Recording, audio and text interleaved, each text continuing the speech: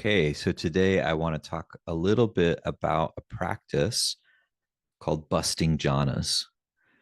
And this is obviously a practice that one does or one can do while doing jhana practice, working on developing the capacity to call up, to enter, abide, exit, and reflect upon the five jhanic mastery skills of these increasingly more subtle and refined states of consciousness called jhana, or just simply meditative absorption.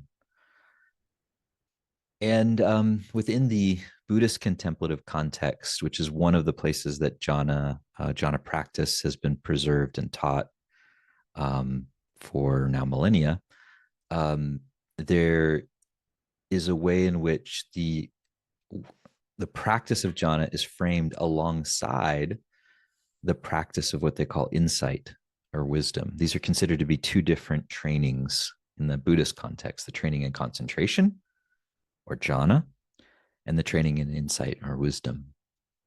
And these two trainings have different gold standards, different results, different goals.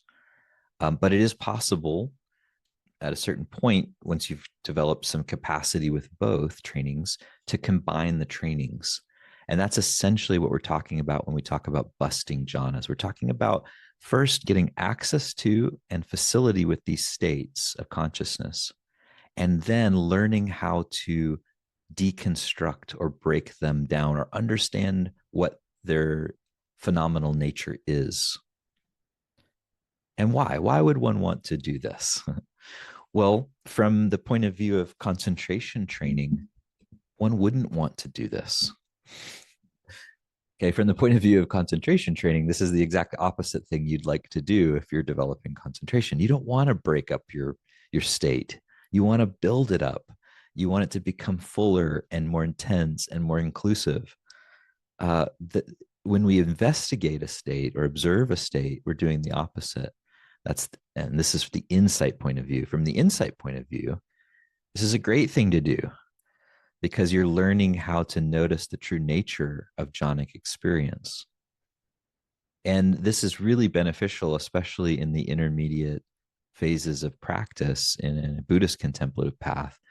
Um, in the beginning phases, of course, we're learning how to just not feel shitty all the time, and learning how to observe unpleasant sensations or enter into these more subtle and joyful and beautiful states. That's important. But at a certain phase, the challenge starts to become, now that we have access to these states and we're not feeling shitty as much, we start to kind of turn this into a perfection project of like, oh, I can feel good all the time. This is a very common trap in the intermediate phases of meditation practice, to think that you can stabilize some kind of permanently good state. And insight is a way of breaking that spell. The moment that you notice the way the state actually is, because all states, when they're observed, that is, when you take a third person perspective on them, on your first person experience, you observe your experience, you're going to notice that it changes, that it has defined limits, boundaries, edges. You're going to notice what it's like in that state and how it's not completely stable, and how there isn't a stable reference point that you can find or a place you can learn to hang out in that's always going to be there for you. Those things become more apparent, and that disenchantment with the state from the insight point of view is really good. It creates a kind of generates a kind of freedom, a freedom from attachment to the state, or really to any state. The more states we aren't attached to, the more we can abide in the free flow of experience. Um, and I want to talk a little bit about this idea of busting jhana, the practice, and I want to present two different ways of busting jhanas, assuming that you think it's a good idea, that you want to do this insight way of looking and you want to generate more freedom. Now, I'll also, just before I jump into the two different ways of busting jhana, I'll say this: learning how to bust jhana or become free doesn't mean you're going to become a worse jhana meditator. You actually might become better, because developing the capacity and the skill of letting go of the states. And letting go of states is an important aspect of being facile with states. As I said, the 5 jhana masteries: 1, calling it up; 2, entering; 3, abiding; 4, exiting. You want to be able to leave the state; 5, reflecting on what the state was like. So it's important that we be able to leave and exit states, and to notice what that's like. So 2 ways of busting jhanas. The first way is the way that I learned initially from my teachers, Daniel Ingram and Kenneth Folk, pragmatic Dharma approach. I was working with Kenneth in 2005, learning the jhanic mastery skills from him one-on-one. And in that process, or after I'd completed that process and I had access to all 8 of the jhanas, and I could do all the 5 jhana mastery skills. I could call up any jhana at any time. I could enter it. I could exit it. I could move between them. I could skip between them. I basically developed the capacity to sort of do all of that. And then Kenneth said to me, hey, now we're going to learn how to bust jhanas. And basically, he pointed out that this first jhanic mastery skill of calling up the jhana, I call it calling up the tradition. Traditionally, it's called adverting to the jhana. But this skill is actually central, because once you've called the state up, you'll notice that you're not fully inhabiting the state in that stage. That to enter in the state is the second jhana mastery. But calling it up has it be in this particular relationship with us in which it's present, but we're not completely in it. It's present in our experience, but we're not absorbed in it. That allows for a kind of investigation of the state. So once you can call it up, let's say the first jhana, may the first jhana arise. I can get a sense for the first jhana. I call it up and I start to notice things in my experience that indicate that state. And I can begin to investigate my sense of the state, of what's changed when I say, may the first jhana arise, of the increase in pleasure that suddenly I notice coursing up from the lower part of the body to the upper part of the body, or this sort of pleasant throbbing throughout the head. I can notice those things and I can begin to observe them. I can begin to vipassanize them, to turn them into an object, to notice their characteristics. This is called busting the jhana from the outside.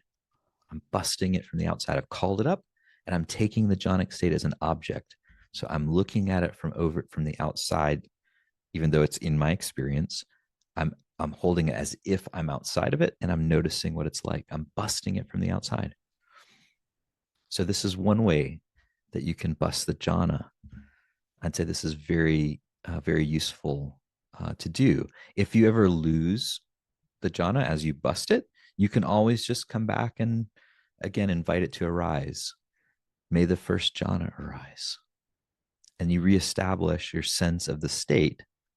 One way I sometimes like to imagine this, if it's helpful for you, you could do this too. You could imagine that there's an elevator in front of you. And then you imagine you go over and you hit the button, hit the number 1 floor button. Say you're at the ground floor now. You're calling up the elevator and you're calling it up so that you can go to the first floor. Let's say the first floor is the first jhana. So when the elevator opens, even though you still are on the ground floor, you can see the first jhana. You can see the potential of the first jhana there in front of you. And you can sense what the state is like, even though you're not in it yet. You haven't walked into the elevator. You haven't walked into the jhana, stepped into it, and are fully in it. Okay? So that's how we can bust jhanas from the outside. I learned in the last several years that there's another way to bust jhanas, and that is you can bust them from the inside as well. This goes against a bit of Buddhist dogma that I found myself also buying into for quite a while, which is that you can't investigate a jhana. By definition, if you are able to observe it, you're not in it. And I think this is actually only partially true. the way in which I think this is true is if we look at jhana uh, on a spectrum, and here I'm describing a spectrum of depth, and I'm not talking about the depth of moving from one jhana to the next. That is a progressive deepening as well. Um, but you could think of that being on another axis, on the vertical axis. Here I'm talking about a horizontal spectrum. On the far left-hand side of the spectrum, at the beginning of the line, is the extremely light end of jhanic depth. On the far other side is the ultra deep end of jhana.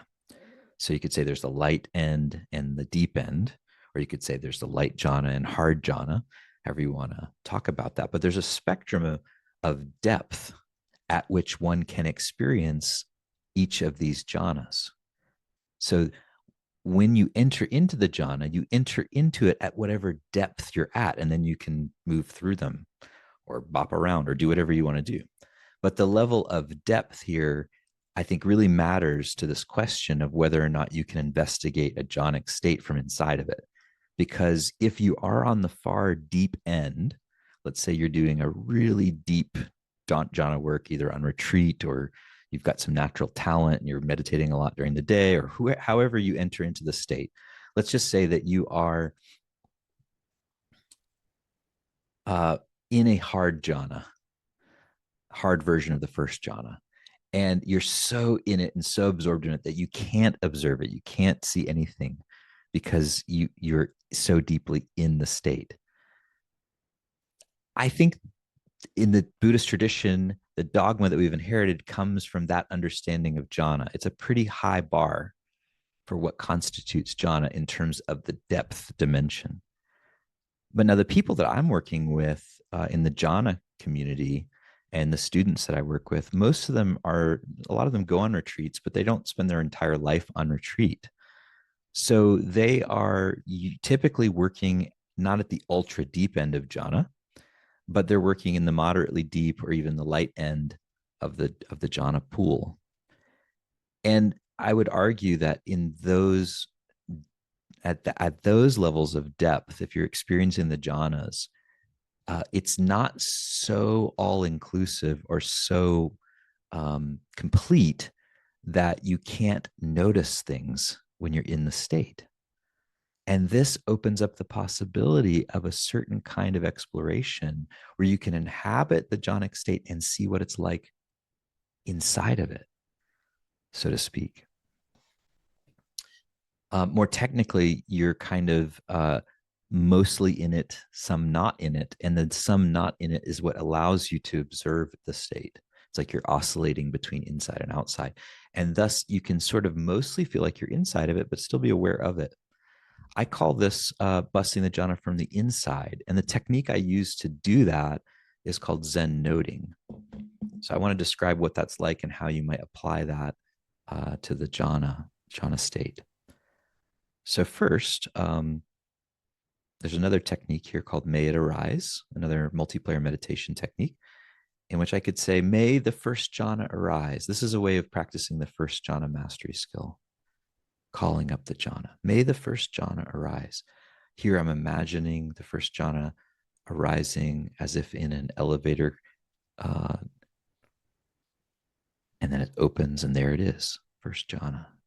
And every time I say, may the first jhana arise, it's kind of like I'm stoking a fire, like I'm throwing another log in and I'm using the poker to help kind of stoke the brightness and the flames of the jhanic state. May first jhana arise.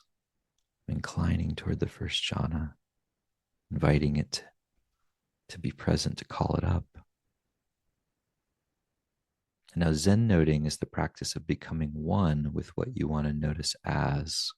So now that I got a sense of the first jhana, I want to actually enter into it and then see what it's like from there.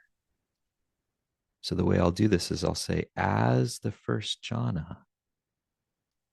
And that language helps point me toward becoming one with the state as the first jhana. I'm noticing bliss. It's the first jhana. There's smiling, tingling in the hands and the palms. It's pleasant. And there's a sense of rising energy, rising bliss, excitation, joy, trembling, subtle trembling. Here, I'm just noticing what it's like as the first jhana. I'm busting the jhana from inside, not from the outside. I'm not taking it as an object. I'm becoming one with it as a subject. And then I'm seeing, what is it like in here? What is this state like? The more I can notice what this state is like, the more optional it becomes. Freedom to me means increasing optionality, means we have more choice making ability. We could choose to then become even more absorbed in the state if we want to. And part of what allows us to do that is because we're not holding on to the state. Not holding on is the best way to get more deeply absorbed into something because you're no longer resisting what is. Once you've really, in my experience, busted the jhanas, then your practice starts to look more like an effortless unfoldment of jhana, meaning you're in whatever state you're in. And because you're not as much holding on to these states, they're free to come and go. And it turns out that we move through these states constantly, especially if we have access to them and we know how to get into them. We're constantly cycling through these states. And there's a way in which we can learn how to just trust the process and allow it to deepen without our so much manipulation or engagement. Something in us knows how to do this already. And so by breaking the spell of enchantment with the state, we open up the possibility for whatever states need to be, to be.